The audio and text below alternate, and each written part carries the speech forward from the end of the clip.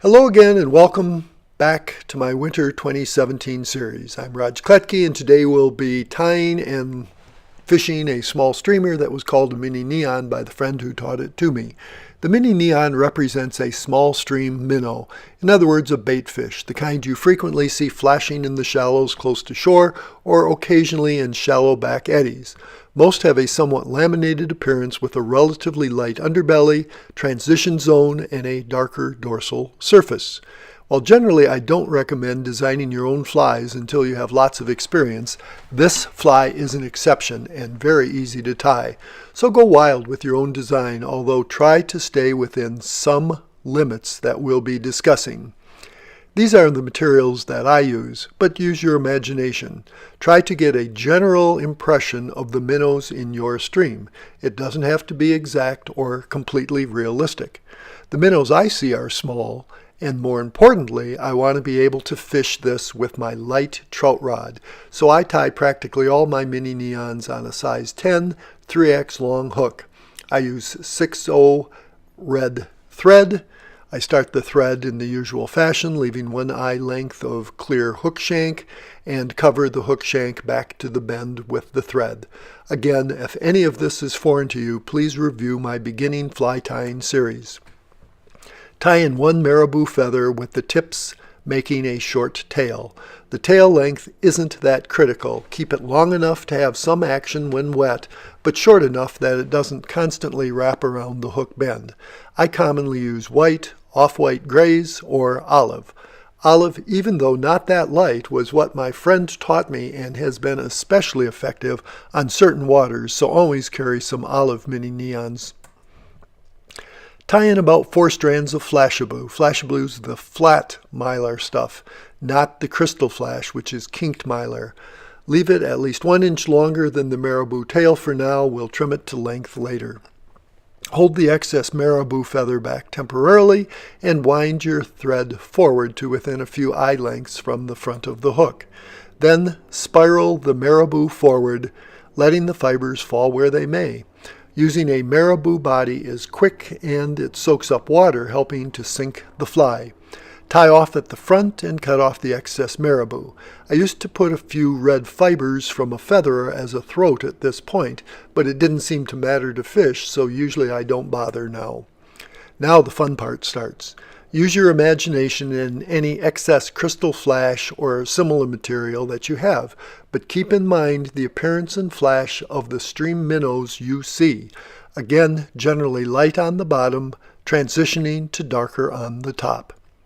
I especially like some blue, as trout evidently see further into the blue spectrum than we do, and blue does seem to be one of those magic colors for trout.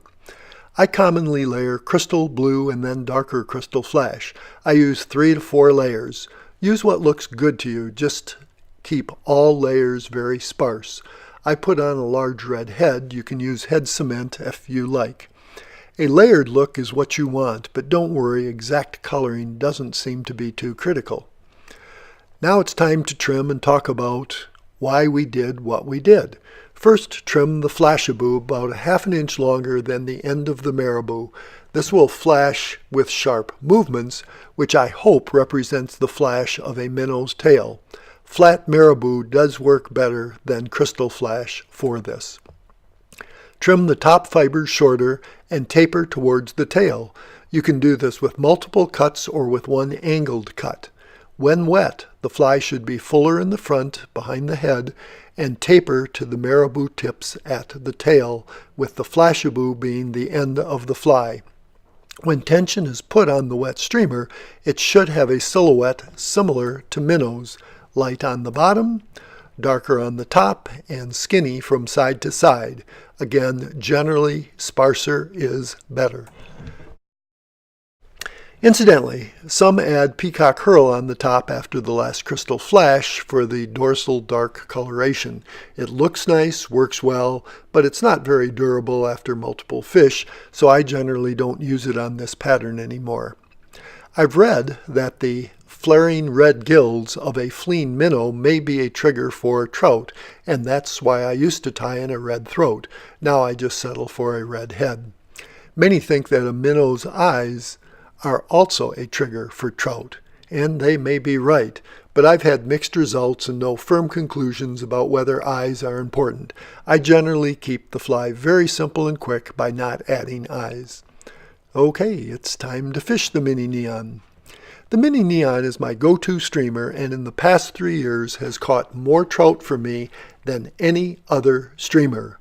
But this is a very misleading statements. While I enjoy fishing a streamer occasionally, I really enjoy fishing other types of flies, including midges, more, so usually I have my 4-weight rod.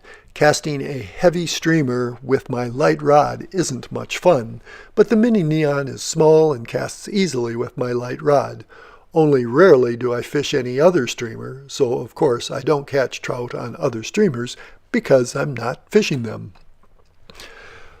When many fishermen think about streamer fishing, they're thinking of large, heavy streamers with heavy gear to try to wake up dormant fish, or perhaps to try to catch a trophy fish. This is an excellent book that discusses those aspects of streamer fishing, but I won't be fishing the mini nyan in that fashion. So when do I fish the mini nyan as a streamer? Generally not during hatches. I try to fish the hatch. Rarely, if all my flies for the hatch have failed, I may try to fish under the hatch with a streamer. Searching? Occasionally, but depending on the water type, I prefer searching with nymphs, dries, or wet flies. What about when the fish are dormant? Here I think the large fly, heavy lines, sinking lines, etc. are very useful, but I have my light rod, so if I really want to keep on fishing, I will use the largest streamer I can comfortably cast and add a small wet or nymph dropper. Other times? Well, actually, most of the time when I choose to fish the mini nyan, it's based mainly on the water type. If the currents are so mixed, so confusing that I can't get a decent drift with my other flies, I'll put on the mini nyan. Let the confusing currents activate your mini nyan rather than trying to fight the currents for a decent drift.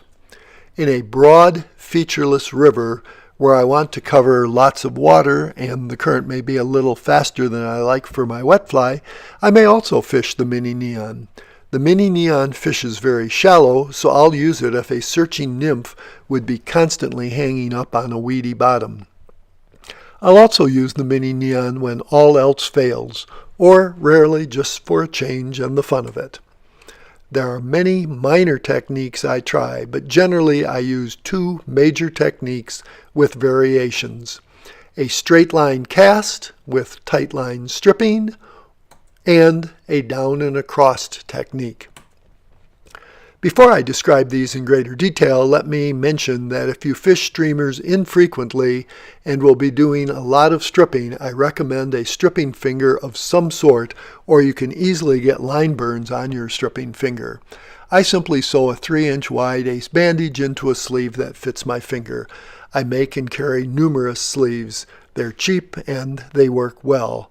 I find that the 3-inch width does stay in place better than the 2-inch width, even though it's only the distal joint that really needs the protection. Now, back to the straight line stripping technique. Bait fish usually don't swim upstream when fleeing, so my casting varies from almost directly upstream to across and only minimally downstream. I keep my rod tip low, pointing directly at the fly while I maintain a steady stripping pace. Usually I start stripping almost immediately after my fly lands, but occasionally I will pause a while to let the mini nyan sink a little before stripping. Try different speeds, but err on the side of stripping too fast generally. If a trout wants your fly, it will be able to catch it. Healthy minnows are often near the shore in shallow water, so I may target these areas, especially in the evening. I'll cast towards the shore and strip back from undercut banks. I'll use this method to fish in front of and eddies behind rocks. Casting perpendicular to logs that are parallel to the current sometimes work. I will try this method with logs that are perpendicular to the current also, but this hasn't been very successful for me. In other words, I use this method mainly when fishing to some type of target. While this method will work when searching broad areas of minimally featured water, the constant casting and stripping can get very tiring, so I prefer another, more relaxed method in this situation. Incidentally, please excuse my diagrams. I'm clearly not an artist, but I hope these help explain what I'm talking about. I do not like the classical down and across swing on a tight line. This has the mini nyan, which is a bait fish, facing upstream in the current much of the time. Healthy minnows generally don't swim upstream in a significant current. They tend to hang out in shallows, back eddies, and slow currents. When fishing current with this more passive technique, maybe we should be trying to imitate an injured minnow. I have no strong evidence for, but I believe in trying to keep your imitation broadside to the current as long as possible also. So, how do we present an injured minnow broadside? There may be better ways, but when searching featureless water with my mini nyan, I use a variation of the classical down and across. First, I make my cast from straight across the current to quartering downstream. Then I reach as far high and upstream with my rod as I can. Usually this is part of my cast, in other words an aerial mend, or in other words a reach cast, which is the same cast we used for fishing downstream small flies during hatches. Next, I strip line from my reel and use an underpowered roll cast to cast a small loop or U in the line as shown. Again, trying to keep my rod as high and upstream after the cast as I can. If fishing across a faster current into a slower current, the hook will form naturally. The slight tension on the mini nyan pulls it broadside to the current. I follow the line down then with my rod and stripping additional line out of my reel to prolong the drift. Try to maintain a slight hook in your line as long as possible, which slows the swing by feeding line.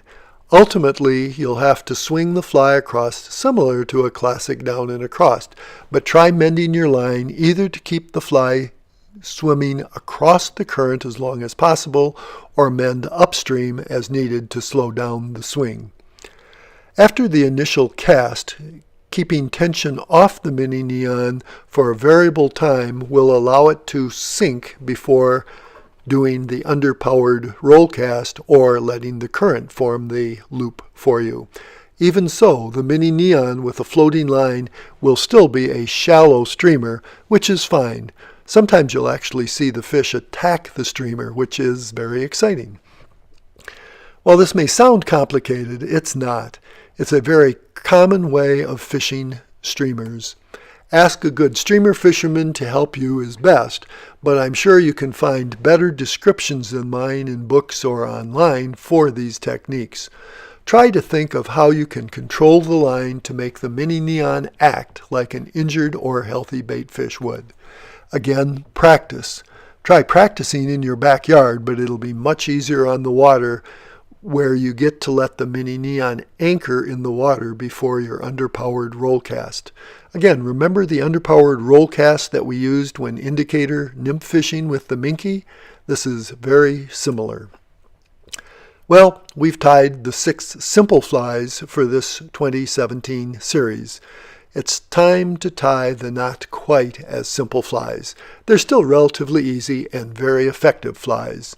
So join me next time when we tie a small pheasant tail nymph, a fly that you definitely need in your fly box. I'm Raj Kletke, and I'll see you soon.